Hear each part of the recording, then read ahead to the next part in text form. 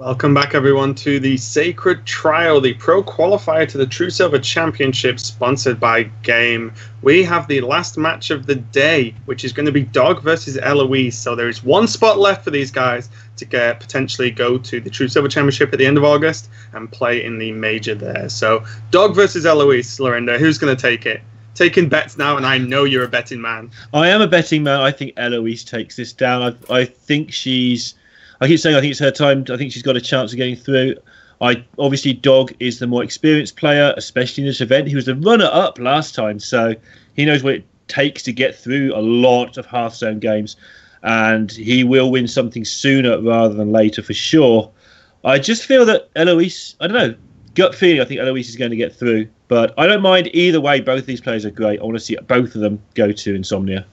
Okay, so Dog is going to be on his Warrior, Rogue, Warlock, Shaman as his lineup versus Eloise's Shaman, Warlock, Warrior, and Mage. So mirrored decks except for the Rogue and the Mage, and I think Eloise has banned Dog's Warrior, so there's the one ban. I think we're just waiting on the second one. So yet again, more Warrior bans coming out, and this seems to be the theme of the evening so far, at least with as we've mentioned multiple times. Warrior has gone so many potential different decks, archetype choices, that it's difficult to plan your lineup as we see a wild cat appears. Wild cat appears. Sorry about that. It's okay. So Warriors, has so many different archetypes that you can't really build your lineup to beat it because it's not as reliable as, say, you can build a lineup that locks out Zoo, locks out Aggro Shaman, decks like this that are so popular and so common that you kind of expect them, or even just locks out, aggressive decks, for example, and try and do something like that. But with Warrior, on one hand you have Cthulhu Warrior, and then on the other hand you can have like aggro / pirate warrior, or even Dragon Warrior is a fairly aggressive deck as well. So there really are two ends of the scale here, and kind of difficult to work out. But as I said, Dog's just actually just working out what he wants to ban as he's taking a minute. But the standout decks, again, we saw Dog just be kind of crushed by Zixo's Yogg Druid in very quick fashion. I don't think I've ever casted a quicker set of Hearthstone.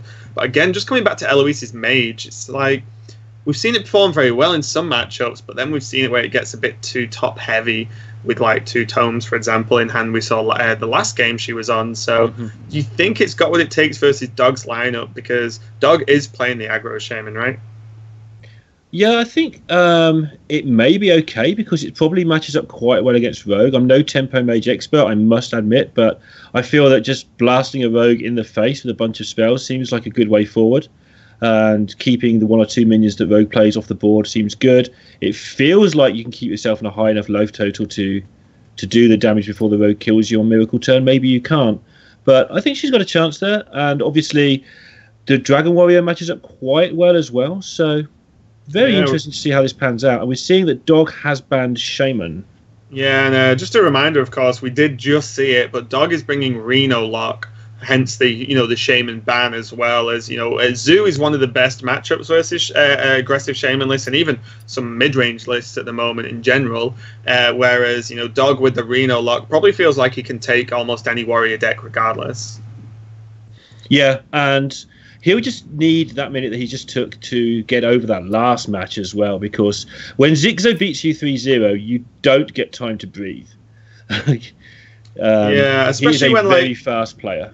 So being 3-0'd just sucks in general, right? You don't want to be 3-0'd in any matchup. When you get 3-0'd in 10 minutes by a Yogg Druid deck, it feels weird, because when you think of Yogg Druid, you don't really think of aggressive, like an aggressive form, right? You expect games to go late. The game's going to go on a while, then your opponent may or may not play Yogg, and you might be on the good end or the bad end of that, of course. But these games have just been so fast from Zixo in that previous match. Dog probably got a bit of whiplash there. But we are into the game, and this is for the final spot in the True Silver Championship in August. And it is going to be Eloise versus Dog. Eloise starting with her Dragon Warrior that, as we said, was not banned out. And Dog starting with his signature deck, the Rogue. So this, again, with a quick, or at least potentially quick opening from Eloise. She has to be a little bit afraid with that Fairy Dragon in case of a SI7 agent, because Dog, luckily for him, is on the coin.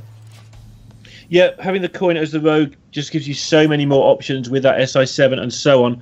And this is one of the things that gets really tricky about playing Dragon Warrior, is the early turns where you only have one dragon. You really don't want to put it on the board because it obviously fuels all your other dragons, but you have to. So you have to trust that you're going to draw one of your other 7 or 8 dragons in the deck. I think Eloise is playing 9 from memory because she has that Deathwing. But... yeah. See Dog there do the coin SI7 agent, the perfect answer to the fairy dragon. Eloise, I was just going to say, is lacking options for the following turn, but does get the Berserker down, so at least that's something. Obviously, Eloise probably wishing she had a Fire War Axe early on, as you know every warrior does ever in any matchup ever. But yeah, the Fire War Axe would have been nice to clean up, but at least the frothing actually just causes some consideration to Dog that you kind of do have to clear it one way or the other, and we see this from the trade in the hero power here. Yeah, Dog building up the makings of a really powerful hand here as Eloise gets yet another card that really urgently needs a dragon. And this turn is so difficult for her. Every single play just looks horrible. I wonder if we'll see the execute and save the Corcoran Elite for a potential Tomb Pillager. Yeah, so the problem with, like, if execute Alex tries champion comes out, it's just playing for the board, right? If you Corcoran, then you don't want to trade into the 3/1, so you'd probably just Corcoran face, which means the 3/1 can either straight up trade for you, or the rogue deals with the 3 health of the Corcoran Elite, and then there's still an SI7 agent on the board. So Eloise is going for a slightly different play, not going for the execute at all, and actually just using the 2 mana for the hero power though. So very mana efficient. The SI7 agent does trade into the Alex champion, and now Eloise can choose to just straight up remove the 5/4 with the Corcoran, or actually go for the ghoul into execute. But again, we see it holding on to that execute. Yeah, and looking through that, Dog's list does only play 1 deadly poison, so there's a pretty good chance that play was going to work out, as these players do know each other's lists. But Eloise up against it still, with Dog having not only a big hand, but a handful of really good cards, obviously with Auctioneer and a bunch of 0 casting cost things. He is going to have an exceptionally strong turn next turn. She doesn't know how much she's up against it, though, so she just has to play normal Hearthstone for the next turn. I imagine we will see an execute now, though, because... he can even just play. Eloise can even just play Ghoul, just to put something on the board. As now with 2 executes, you can kind of afford to be a little bit loose with one of them at least. And Eloise holding onto the Ghoul. Is she counting on trying to potentially deal with a big Violet Teacher turn? But it's kind of rough. I feel like you kind of need something on the board. It's going to be really difficult for her to get anything out of that other execute if she doesn't keep the Ghoul. But as you say, and she's going to be rewarded with the Violet Teacher turn that you just described. But other than that, it was going to be terrible. This is going to work out really nicely for her. And she's going to be able to deal with stuff here. Getting that dragon as well. Yeah, so finally Eloise getting the dragon she needs to be able to start to enable some of the effects here. Does get the ghoul into execute, so holding off on that ghoul was actually worked out really well. But Dog has a pretty hefty turn himself as the Gadget Zan already on 7 mana, so he does have 1 mana to use as well, going on to backstab. And I feel like just relaxing while we see Dog draw like his whole deck at this point. Right, so this is like a Yogg that you control yourself. This is like everything happens, loads of spells are cast, you draw a load of cards, the other person's board vanishes, but you're completely in control of the situation if you're Yogg, if you're Dog here. So at the end of this turn, we'll probably see a large concealed Auctioneer and a guy with 10 cards in his hand.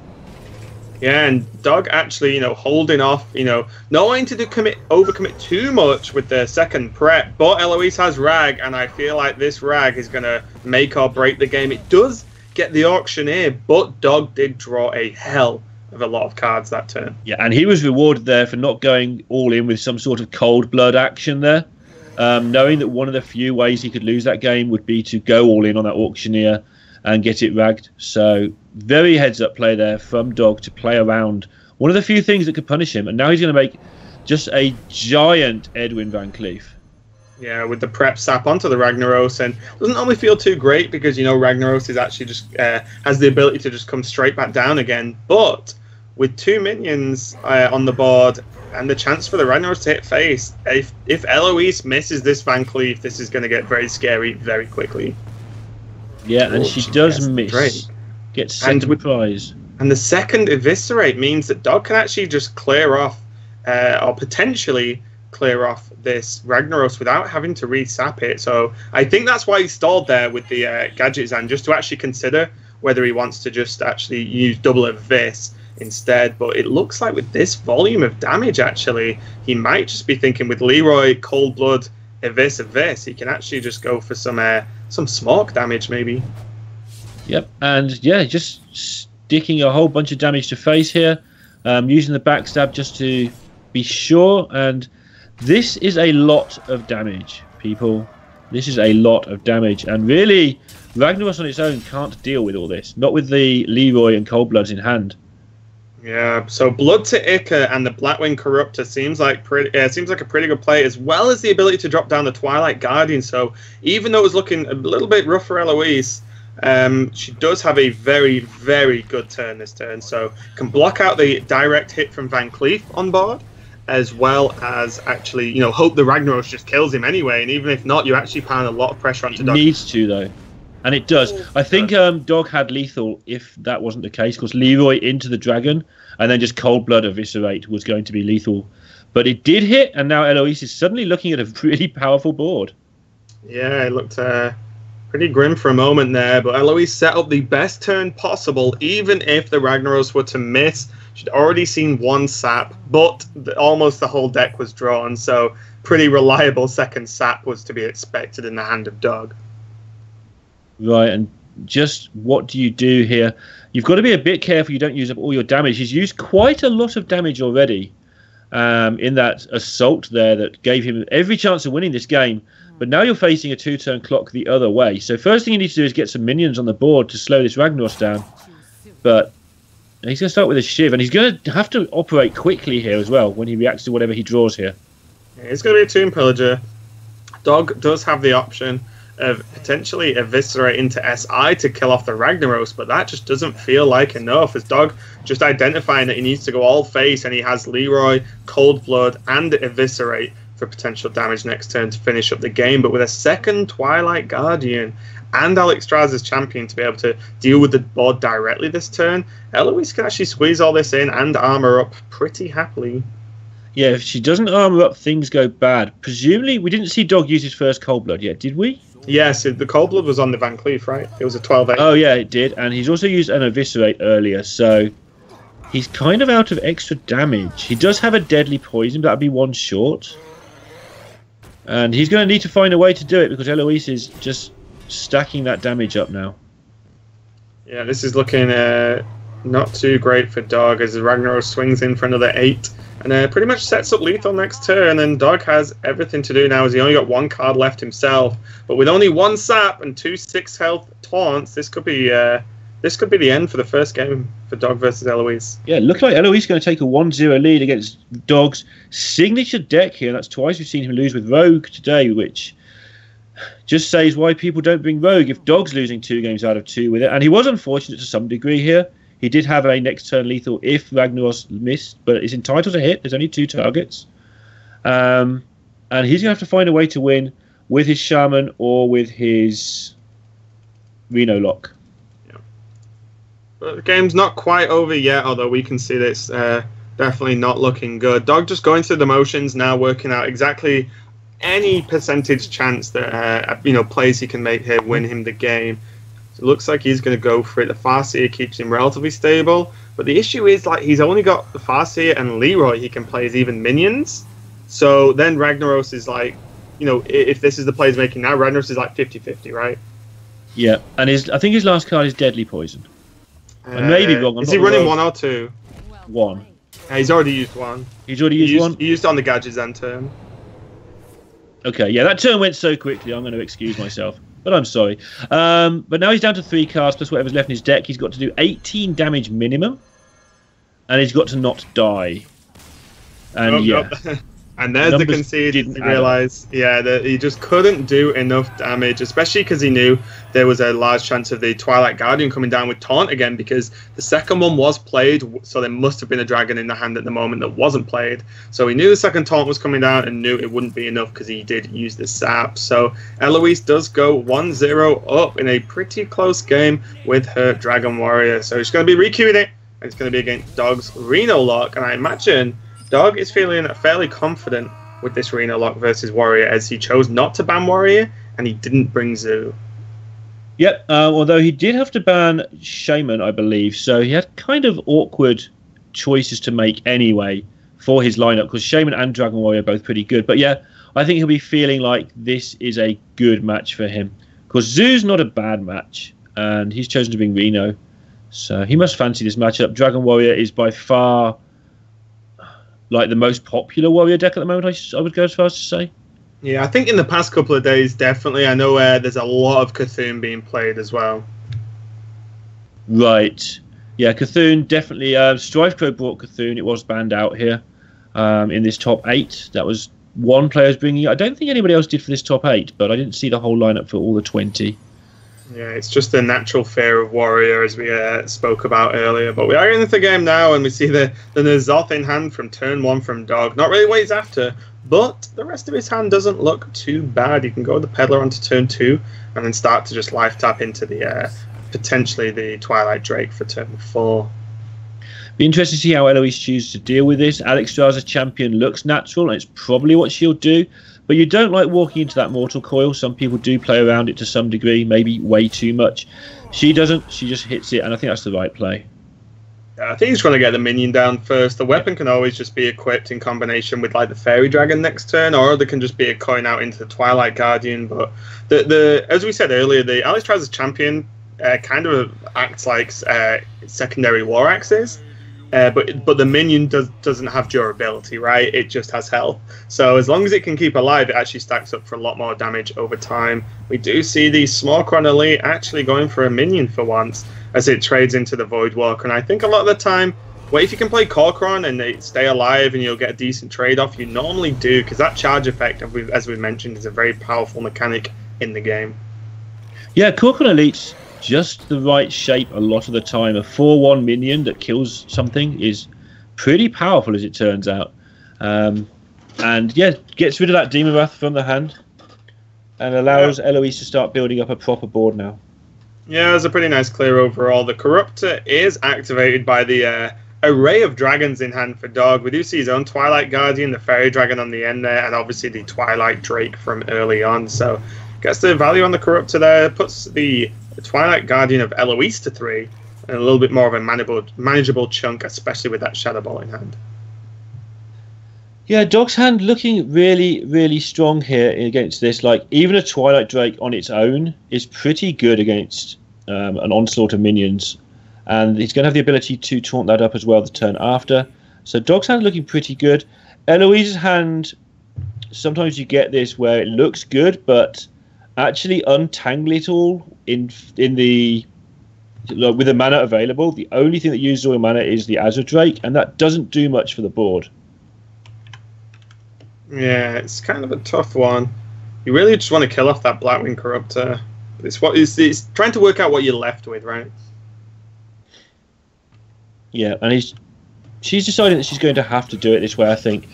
Just because the next turn is so bad if she leaves up any mana here. This gives her options to play, obviously, a combination of even-numbered cards, which works out nicely. Yep, so Dog is going to draw into the Mortal Coil. Has a few options himself. He can just kill off the Twilight Guardian here, drop the... this is a tough one, actually. Do you want to go for the Taunt at this point? Oh, he's going to go for the Shadow Ball and actually just negate playing another minion and going a bit wider on the board. And just going to kill it off and leave the 5/1 Corruptor anyway. Yeah, and, well, both players playing efficiently, but obviously the Warlock has the advantage of being able to just draw cards at will. We've talked about this earlier. And Eloise now in a position where 1 for 1, if Dog can just go 1 for 1, it's not good enough for Eloise. She needs to actually establish a bigger board than that. Otherwise, she's going to get ground down by the hero power now. Yeah, Dog has a huge array of options in hand here. And is that the Brewmaster we were discussing earlier? I've actually been knocked out of a tournament to a Brewmaster Reno when I was playing Freeze Mage not too long ago. So I do fear that card a little bit. But I think the Reno is going to be the key card in this matchup, as he's been able to just reset the health for Dog and sort of stem the tide of sheer aggression from Eloise. Eloise's hand's sitting on a pretty big hand herself by turn 7, which isn't too common playing the Dragon Warrior, to be honest. And definitely got a lot of options here, but without an execute, there's no nice way to clear this Doomsday, as you do want to guard the Frothing Berserker. Yeah, and she's just going to use so many resources if she wants to get through this.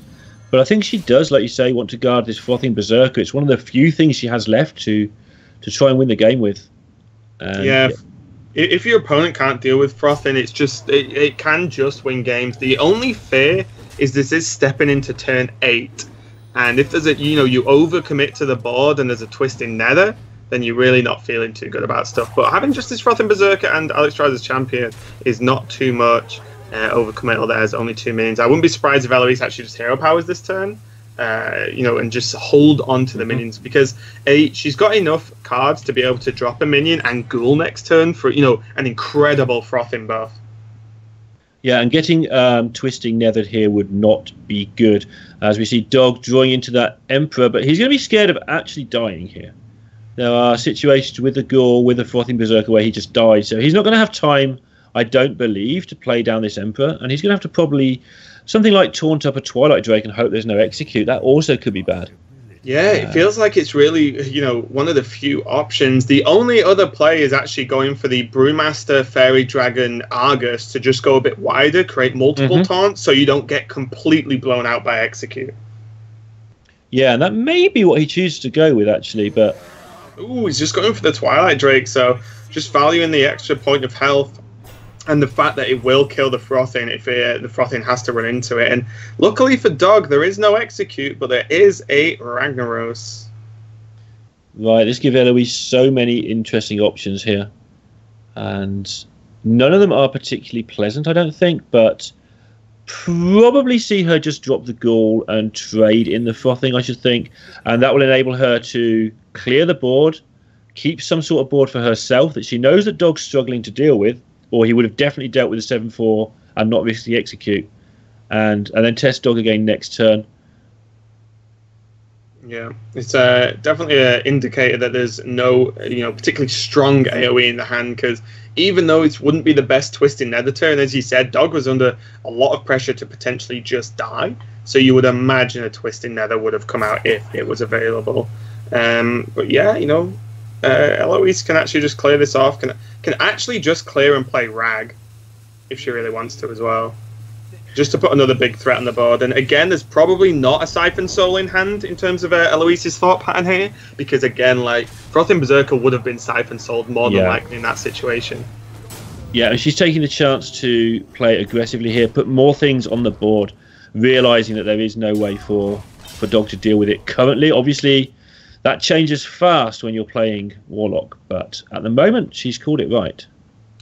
Yeah, and what this does is, in terms of playing the minions in this order before the Rag, the minions can attack next turn, and then Rag is just lethal, as long as there's nothing too hefty that comes out in terms of healing for Dog or taunts. But as Dog appeared to struggle to put up a good taunt wall last time, you'd imagine he's going to struggle again. And Dog just going for the Emperor, and there's 9 damage on the board for Eloise, a potential 8 from Rag, and I believe there is no world in which you do not go for Rag here.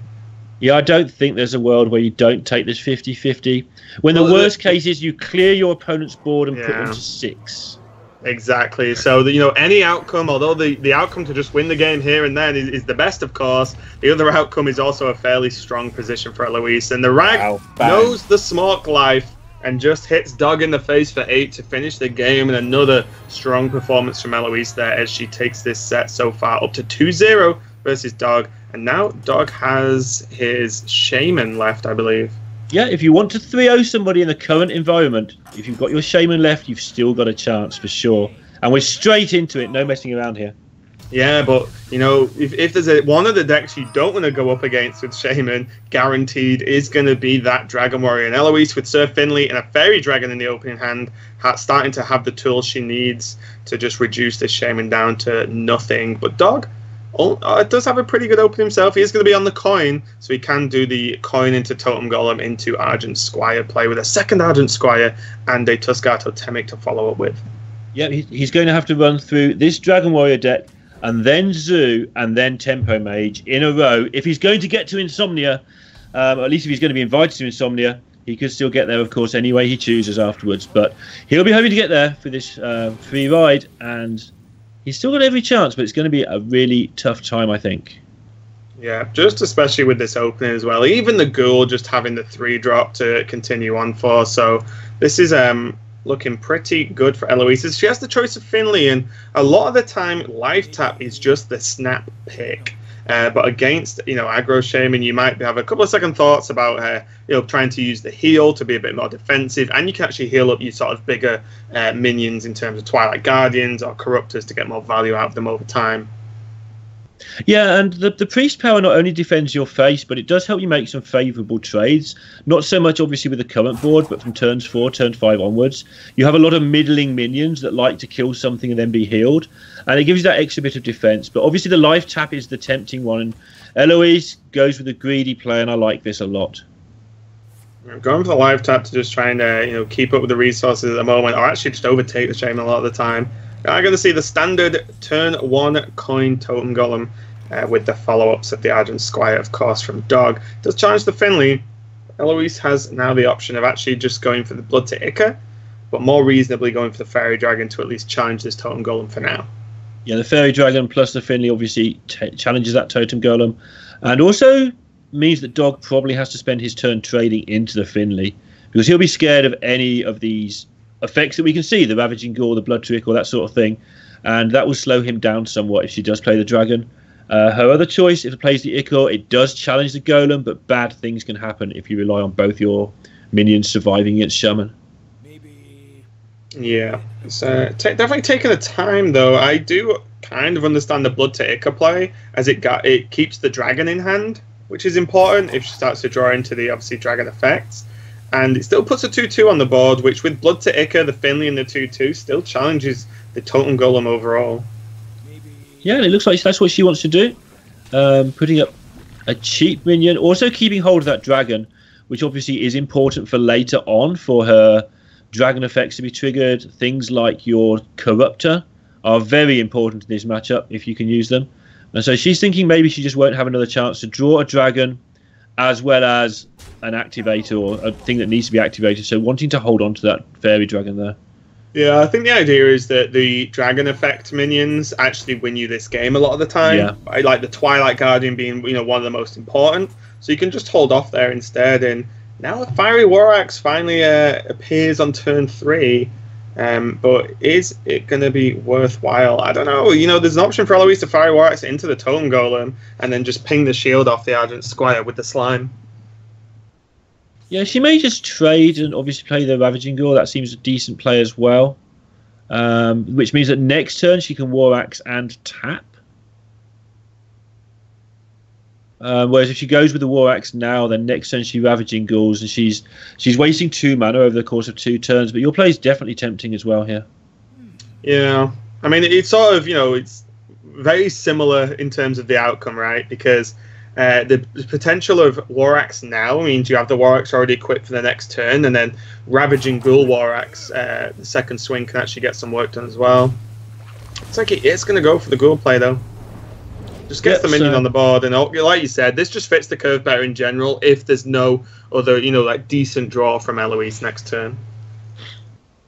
Yeah, and that's going to be a problem. This faces down the line is going to be a problem, but it's not going to be a problem for some time. And yeah, Dog just going face, and now Eloise is going to need to find a solution very quickly to a problem she doesn't yet know exists. Yeah, though she can deal with the majority of this board with the War Axe onto the Tuskar Totemic. Clear off the 1-1 with the Ghoul, and again, okay, so Eloise has decided enough is enough. She needs the minion down, so Fairy Dragon comes down, and now, if this was me, Lorinda, I would have decided to play the Fairy Dragon, then I'd draw Twilight Guardian. Like 100% of the time. Or even worse, on curve Blackwing Corruptor. And that is what would happen to me every single time. I hope it doesn't happen to Eloise, of course, but we will see. Yeah, that's pretty much how Hearthstone works, right? You wait and wait and wait, making the right play. And the second you have to cave in because your opponent forces it, that's when you just get unrewarded for your good play. And I agree with you entirely. I thoroughly expect her to draw something really important that she can't use next turn now. That being said, she's managed to set up a really good board here, and managing to hold in there. It's terrible when you do draw your 2/8 drops in this deck. The deck isn't a particularly greedy one, and nice. Oh, Eloise is a god and can just, not draw a dragon and draw a really good card. Is the Corcoran, again, we were talking about earlier, the Corcoran Elite, when you can trade with it and it still survives on board, it lines up against a lot of stuff really well. And Eloise can actually clear off the board and leave the Corcoran alive as a 4/1 this turn, which seems pretty good considering the state of the board so far. Yeah, and Shaman doesn't actually do 1 damage very well. Some decks do 1 damage very well. Shaman, I mean, Dog does have that Argent Squire, which will help deal with it, but he can't actually get rid of the Corcoran Elite. And a 7/7 deals with it pretty well, but he won't be comfortable risking that, I don't think. Yeah, the problem is to. It deals with it, but it takes 4 damage in the process, right? And that's the worry. Eloise just taking her time to work out how she wants to do this, and if she wants to really commit. And so the idea here is she's working out whether she wants to trade away the whole board to lose the fairy dragon, but instead she just knows that Dog is going to use this abusive sergeant to trade into one of the minions. So why not bank the extra damage and let him trade into you? Yeah, and Dog rolling that 1/1 means he's actually killing the 3/2, not the 4/1 here. Eloise realizing that might happen, and there it is. We called it. Yeah, it happened at some point. Can't do anything. So this is the call now, right? So tap feels terrible because you may just not draw anything that you can play this turn, and then your Corcoran's going to die. But also just playing the Blackwing Corruptor when there's still cards like Rockbiter in the opponent's deck. That could just trade the Argent Squire plus Rockbite could just kill the Corruptor, and then you feel pretty bad about life then as well. So Eloise does go for the tap and get rewarded at least by a card she can play, which is going to be the Fire War Axe. Going to kill off the totem and let Dog again do the trade with the Divine Shield into the 4/1 potentially. Yeah, she will have counted how many bad cards there were for in her deck, and most of them are already in her hand. So I think she'd have been fairly comfortable there tapping. Plus, it means that she gets to hold onto the Corruptor an extra turn. So if she does happen to draw a dragon, and there's quite a few left in this deck, she'll get the full benefit out of it, because her next turn looks horrible right now. Yeah, her next turn at the moment almost certainly includes a live tap at the beginning of it, unless there's something amazing drawn. But Dog looks like he's deciding whether this is the turn he can just commit to the Flame Wreath. I mean, he can clear the board, couple it with a Totem Golem, so he goes kind of wide and big on the board at the same time, and there is only a Fire War Axe, and there's 2 minions that would require a dragon to be activated, and you cannot tap and play them both. So this is tough. There's there's 11 damage on board, and you're on 21, so your opponent can put you to 10, and you cannot gain armor in this game because you have life tap, and if you tap, you go even lower. So this is the awkward situation and sort of the punishment that can happen in this matchup if you do choose to take life tap. Yeah, and this is the thing that stops dragons from being completely overpowered. You have to play enough of them to actually have a chance of, getting them. And then sometimes, like the Fairy Dragon, Eloise held onto it for 3 or 4 turns, but sometimes you just have to play them, and then the rest of your cards become kind of a 5/4 for 5, really. Suddenly that's not a great card anymore. And yeah, if that wasn't the case, dragon decks would be completely ridiculous, and it's why they haven't caught on over time. The difference with this one is that your warrior, you've got double War Axe to back up your dragons, and so your early game is really spectacular, which gets you enough time to get to your dragons, which means that on average this deck is really consistent. Yeah, I mean, in terms of the dragon makeup of the deck, it's actually just a balancing act. If you put too many dragons in the deck, then the deck just isn't that good anymore. You really do need to just work out what the exact best lineup is. And I believe this Dragon Warrior is pretty close, but you are going to get games where you just don't draw that well and get punished by it. And we can see now as that Flamey Faceless goes to face for 9, he is trying to remove that face from Eloise here with a huge attack, putting Eloise to 12. And now the free thing from below, just a casual 5/5 taunt for 0 mana, always seems good. Yeah, and don't think there's anything she can do. She may YOLO Rag, but I mean, she knows she's going to lose most of the time, whatever it hits anyway, even if it hits a good target. So Rag just needs to hit one of these minions with the attack, It doesn't. No, it hits the flame tongue, and Dog is gonna get one game on the scoreboard at least with his shaman. And Eloise actually losing a favorable matchup could be the start of a reverse sweep for Dog. So, it was a close game, that one, but Eloise, with the lack of dragons, she held onto the Fairy Dragon early, but then it was forced out to play it. You can't just hold on to it for the whole game with cards like Ragnaros and Grom in your hand from that early on, and just, felt the sting there of just not being able to proc the sort of synergy effect with the dragon cards. Yep, and she'll probably run out the zoo now, and that's a really good matchup. But we've already seen this matchup lose once today, and so nowhere near over. Dog beginning to try to do this reverse sweep, and both players seem to have pretty decent starting hands here. Yep, we see the Argent Squire, Possessed Villager, even Forbidden Ritual, as you. I'm pretty sure Dog isn't taking the Lightning Storm, right? So the Forbidden Ritual is almost like a guaranteed board fill that you can use to just leverage the advantage of going wide on the board versus the Shaman. But Dog with an Argent Squire of his own, and then the Abusive to try and deal with some of the bigger threats from the zoo is okay. But it's like Dog has the answers and Eloise has the pressure here, whereas as the aggro, as the aggressor in the matchup, you want the threats and you ask your opponent to have the answers. That's the way you normally want it to go. Yeah, especially in this matchup where you really need the zoo not to be able to life tap. If the zoo's asking the questions, and it's buying itself time to draw even more cards, and the snowball effect is just incredible. But both players having good hands, that's probably still good for the zoo, but it definitely gives Dog an outside chance of pulling this round because he's going to be able to trade favourably at least once or twice here. Yeah, so Eloise, yet again, we talked about this earlier, where Eloise, kind of known as a zoo player, is probably one of her, specialist classes, I guess. And we'll see the interesting choices of which one drops to play, because these are the intricacies of a deck when you go deep enough to know that, maybe the obvious plays that look best in a simple sort of vacuum aren't always the best. It's going to go for the Flame Imp as the most pressure, and we saw her in the previous match actually hold off a little bit sometimes on using the coin too early, but she is going to go for the Argent Squire over the Possessed Villager. And Dog not messing around. The second she hits end turn, knows what he's doing this turn. He's desperately trying to make sure the zoo doesn't get this board, and in an okay position himself temporarily. Yeah, I mean, there was an option for Eloise to go for the Possessed Villager Argent Squire, but that's like literally playing around Abusive Sergeant, and that's it.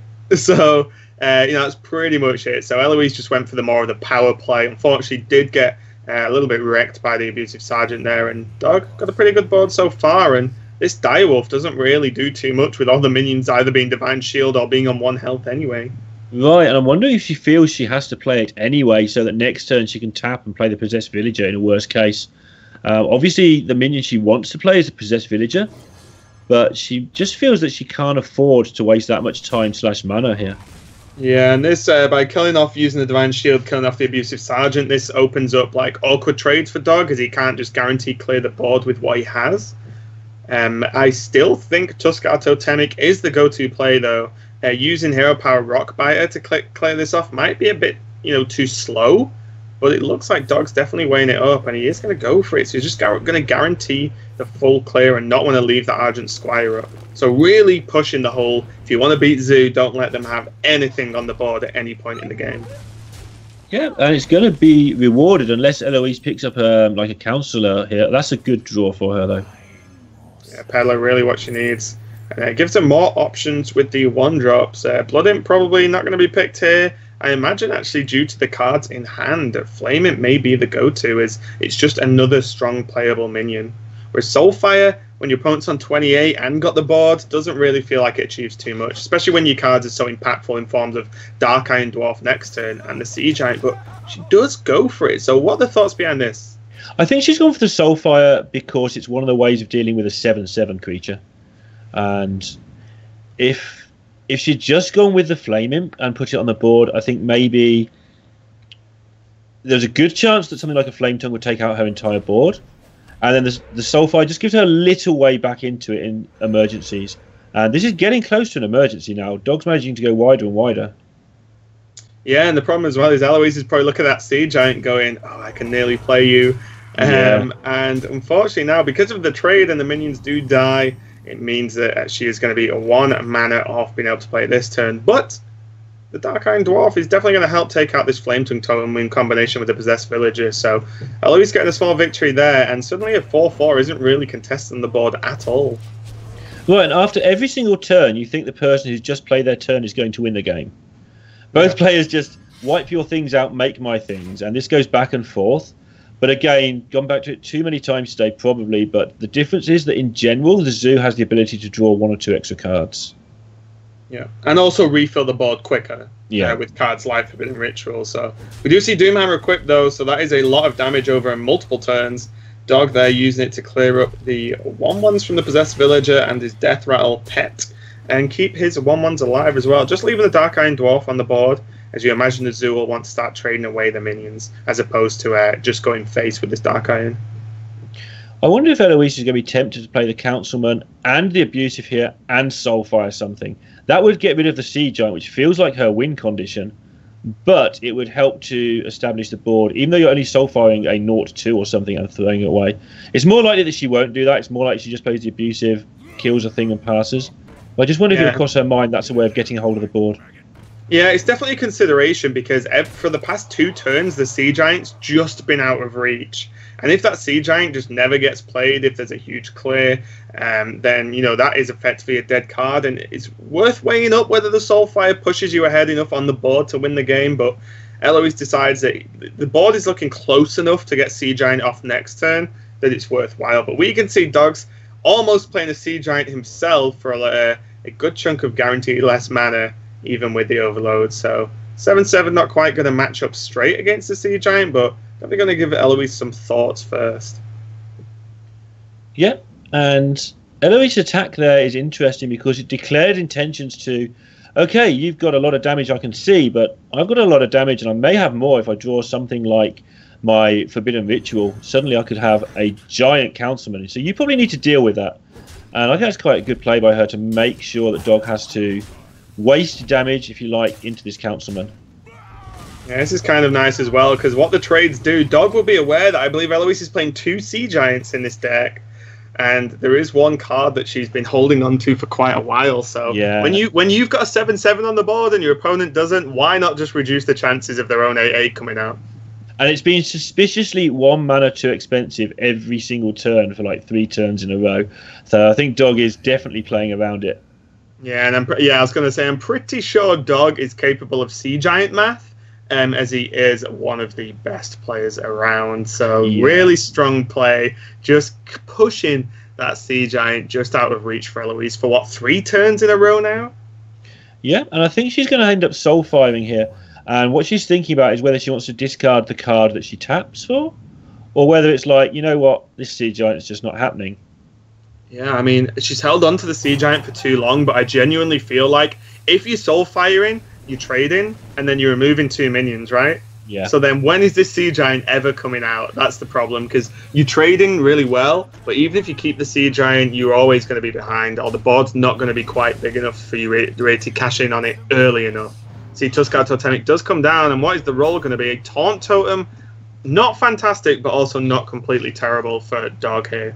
Yeah, Eloise would have been pretty upset to see that Flame Imp, because it's a minion that just, whilst it has to be played, hitting yourself in the face is nowhere near ideal right now against this deck that you know is jam-packed full of direct damage. And Dog now just deciding he can finish the game. This Possessed Villager isn't too much of a threat. Direwolf Alpha not going to get much done. There's 7, 8, 9. There's 9 damage guaranteed that she can't deal with. She has to life tap, and that is not going to be enough. The Abusive Sergeant not going to get the work done, and that is going to be Dog evening this matchup 2-2, and there is a very real chance Shaman is going to reverse sweep here. Yeah, so Eloise chose to run in the zoo first. That's usually a sign, even at 2-1 ahead, that you think that's the best deck. People like to get it over with. And she's going to have to win with the Tempo Mage if she's going to make it. If she doesn't make it, Dog will instead make it, and he will be back there as last time's runner-up to try and make it 1 step better this time. So this particular game of Hearthstone, there is a lot on the line. There's a trip to Insomnia for the guaranteed top 16 of the True Silver Championship worth $30,000. Yeah, and Eloise. So this matchup here, Tempo Mage versus Aggro Shaman. I'm pretty sure RDU believes that Tempo Mage is favored, but that's his list. Whereas this is a lot slower. Yeah. So suddenly, when you dex even at like one notch slower than the list that's favored, Aggro Shaman can just cash in on that and actually just win through that slight misstep there. So we'll see how it works out for Eloise. She does have a okay opening hand, not terrible with the Flame Waker and the combination of missiles and the torch early on to be able to try and deal with the sort of early aggression you expect from the Shaman here, but definitely isn't like Mana Worm, Sorcerer's Apprentice, Mirror Image, for example. Right, and we saw against Chucky, like the Kabbalist Tomes are just not a card you have time to play in this matchup. Chucky basically ran her over while she was busy picking up the Kabbalist Tome, which in this particular matchup, it's not about refilling your hand, it's about getting rid of the stuff. It's like you can't empty your hand quick enough to kill everything in some ways. So you don't have time out to spend a turn to play 5 mana spells that don't immediately impact the board. And so Eloise's hand here, currently not quite good enough to deal with what we can see, and that's going to be a problem going forward. Yeah, do you think there's ever a consideration to play the torch here just to reduce the spell power down and then sort of build into a Flame Waker the following turn with arcane missiles? I mean, I guess you have to just kill the thing you can guarantee to kill with your hero power and save the torch for something more pressing. There's a lot of mid-range minions you need to kill, so I guess you have to hold on to the torch like she did, but definitely always worth considering everything when it comes to removing minions in this matchup. You can lose too easily. Yeah, and the benefit here for Eloise at least is the Ice Block is in hand, so although not needed quite yet, it will be useful to know that you can buy yourself one more turn. As Shaman is known for its burst damage, and sometimes if they can burst, Dog will have to realize that he needs to be able to proc the Ice Block and then kill Eloise afterwards, which is a lot more difficult for some classes than others. Like obviously Mage can proc at 1 then guarantee a ping. Same with Hunter Hero power, but Shaman might actually struggle to put that kind of damage together. And interesting that Dog's playing a slightly slow game here. He just plays the 2/1 Divine Shield. He could have gone a bit wider, but if you go wider, the arcane missiles get much more likely to do their thing. And by not putting much on the board, he's challenging Eloise. Look, you've got to do something. I'm going to hit you for 2, then maybe a 6, then maybe a 4, then maybe a Doom Hammer. You've got to start dealing with this garbage board that I have, but it's a board that's powerful enough that you've got to do something with it. Yeah. So the options are going to be Flame Waker, Arcane Missiles, Flame Waker Mirror Image here, I think, because you do want to get it on the board, but also you want a huge impact from Flame Waker as opposed to one spell and then it dies. But if the Flame Waker does actually soak up, say, a Lava Burst, for example, you're probably feeling pretty happy about it anyway. Oh, wow. It does clear the board. Eloise feeling pretty good about that, no doubt, as that was pretty unlikely to happen. Yeah, I mean, it was fairly likely at first that she'd get rid of it, and then after it's missed, suddenly she's in a 25% situation. So yeah, she'll be delighted. She won't be so delighted about this, however. One board minion here, and then next turn she only has one board minion again. Just going to get eaten up. Yeah, Doomhammer already quit by Dog, as he coined it out there. He's going to be overloaded this turn coming up, but the Doomhammer is equipped, and that's all that matters when you're playing an aggro deck. This is a pretty big knife right here, or juggle, or whatever you want to call it. Oh, and Dog got it, enabling the Lightning Bolt, as you were no doubt about to say, Lorinda, as the Lightning Bolt does mean he can clear it without using the Doomhammer and start to stack on that damage onto Eloise. Yeah, and as we said earlier, one of the ways, as the Shaman here, you don't really want to take too much face damage. I know this isn't quite the same version of the Tempo Mage when we mentioned it earlier, but it's still capable of doing quite a bit from hand, and you don't want to go around eating 8 damage. You've got to use those spells up. And now Eloise has got to think what she wants to do here. No doubt, if she doesn't Kabbalist Tome this turn, she never will. Yeah. But, there are other options. You do have the Torch to clear off the 2/3. You can, even at this point, just play the Mirror Image to just hopefully soak up 2 charges of the Doomhammer, and that's probably as good as it's going to get. It looks like he's going to favour actually the Torch into the Ice Block, save the Mirror Image, just squeeze into a bit of a better turn, right? The Ice Block getting active is key, and also a 1-mana spell, pretty easy to just enable in almost any turn going forward. And with that ice block, we are almost certain to see a Yogg happen this game at some point. It buys Eloise just enough time that at some point now she'll definitely get to turn 10. If she's desperate, she'll play the Yogg. And looking at the hands, there's a good chance she'll be desperate by about turn 10. Yeah. We might even see the Cabalist come out next turn, depending on what is drawn. But Dog has a few options himself. Does he want to just go heavy and just get the Flame Wreath Faceless down this turn? And then go wider the following turn? I don't believe there are cards like, Polymorph in the deck for Eloise, but Dog's probably just a little bit afraid of Fireball Ping, like locking him out really hard. Yeah, there's no Polymorph that I remember, but I'm pretty sure there's one Blizzard and one Flame Strike, so he'll also be careful not to overextend going into turn 6, going into turn 7. It's just going to be the Totem Golem and a Totem. And a hit. Only the one hit. Just testing the secret, I guess. But I think there is only an Ice Block in this deck. Yeah, and they have seen each other's lists, although Dog didn't have a huge amount of time between his semi-final and this losers or winners or third place match, whatever you want to call it. And so it's possible he doesn't know, although I think most people would have spotted if there's anything unusual in the list, and the block is not unusual. So he'll know what it is almost certainly. Sorcerer's Apprentice being pretty key here. Allows Eloise to start stacking up all those spells, and if it can survive till next turn, it's going to help with the Cabalist coming out, because it means that if Eloise wants to, she can actually play both next turn and go crazy with their sort of effective card draw, I guess. Yeah, she's just again showing there just the little things like you Frostbolt first, so that no damage is wasted when the minion is killed. If all the minions have 1 health, then no damage gets wasted when the missiles hit. But when they have 7 health, they're a bit harder to deal with.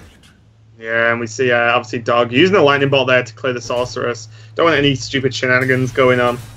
And just killing 1 of the 0-2 mirror images there. But you're going to see if the faith in that Eloise has put into Cabalist's Tome is going to be rewarded. Yeah, it is. Yeah, that's rewarded in a big way. The Fireball is going to be huge next turn to be able to kill off the Flame Wreath. And she can even stall with another mirror image this turn as well. Yeah, and Dog's going to have to start tapping, which... this game's going to get out of hand both sides pretty quickly. We're going to see a lot more cards drawn on both sides, some random, some not. And the next... I'd like to say the next turn will decide it, but honestly, I think this might go 3 or 4 more turns yet before we have any idea who's going to win this one.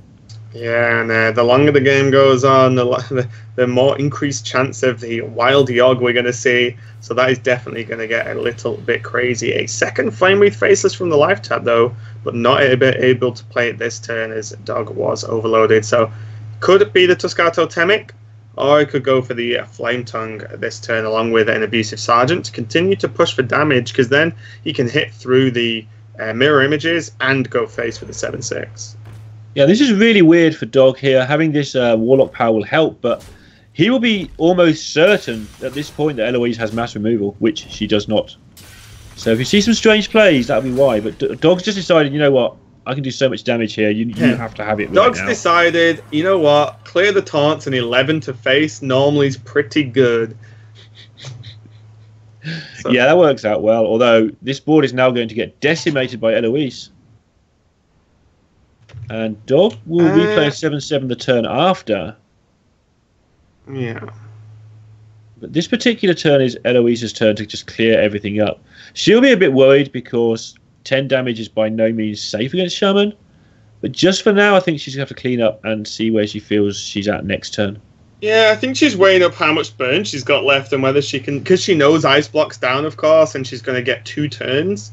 Whether she can just burn the Shaman and then potentially draw into enough damage. But I don't think it's reliable enough to try and, make that play. She's trying to be as efficient as possible here, but still going to have to use the Fireball, which is something she obviously would try to avoid, but it's going to be okay. It's going to end up... Interested in choosing to use a Forbidden Flame, not the Torch. Yeah, I think the Torch is just more flexible. The Torch does put the Roaring Torch into the deck, but the Forbidden Flame, you might just not get use out of it again. Because it is a Forbidden card, it uses all the mana you've got left, right? Mm-hmm. So sometimes you can't put yourself in a good enough position to utilize the correct amount of mana to get the job done. So I kind of like it. Torch is a little bit more flexible. And we see another taunt totem come out from the Tuskar Totemic as Dog there just pokes for one to face. I'm pretty sure we're going to see Flame Wreath Faceless number 2, though, as you just saw Eloise manage to deal with the first one with a Kabbalist Fireball, and now you know that there wasn't a really guaranteed answer. Come on, Raven. Lorinda, it's your time. Here we go. And Eloise is just going to wind me up now and then not play it. I can tell already. It's like, I'm going to hover this. Get ready, man. Get ready. You can do this. Okay.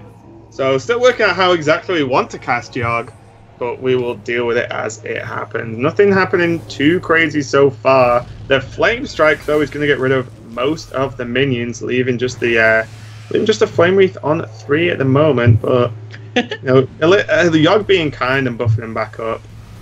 Fist of Traxxas into Whirlwind. Will this Flame Wreath live? And a huge 8 armor there, which is massive.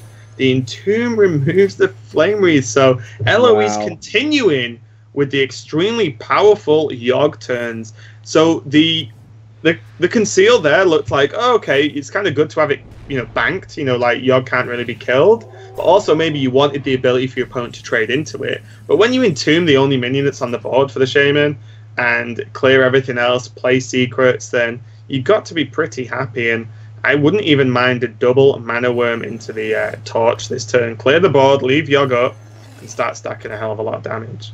Yeah, she got everything she wanted out there. A little bit of armor just in case as well to buy her some time. And oh my... Okay, and that's so Eloise can extend this game multiple turns here. I don't think there's a way out for Dog now.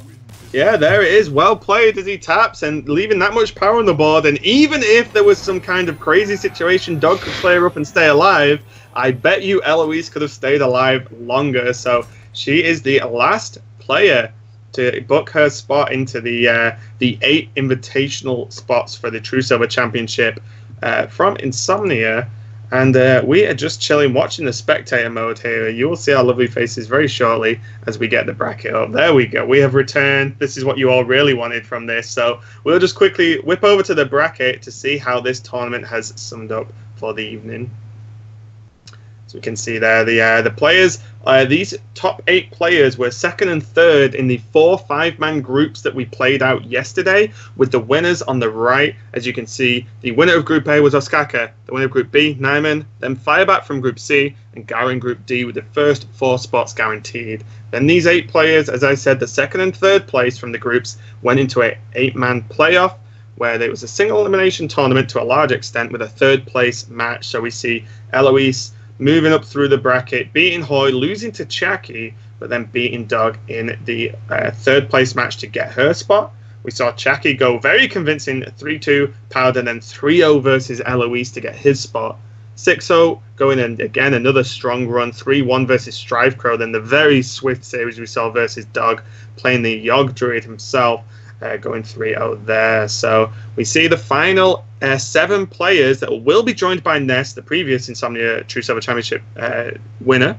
It's going to be Ostkaka, Nyman, Firebat, Gara, Eloise, 6-0, and Chaki. That's the last one as the bracket displayed in front of me. So yeah, I mean, crazy evening all round, right?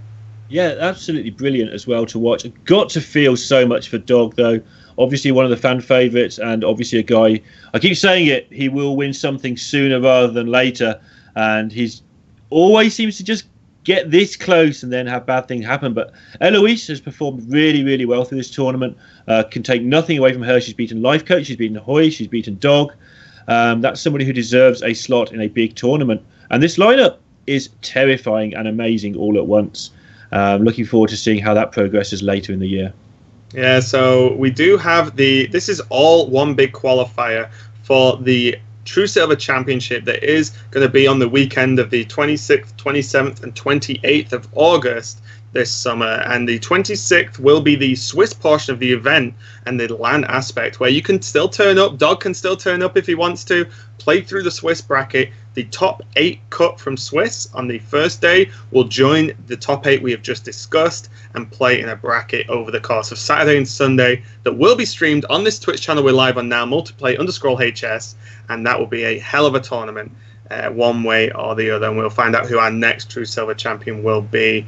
But it was a pleasure, as always, casting with you, Lorinda. I knew it was a little bit last minute for you, but it was awesome nonetheless. I hope you enjoyed it.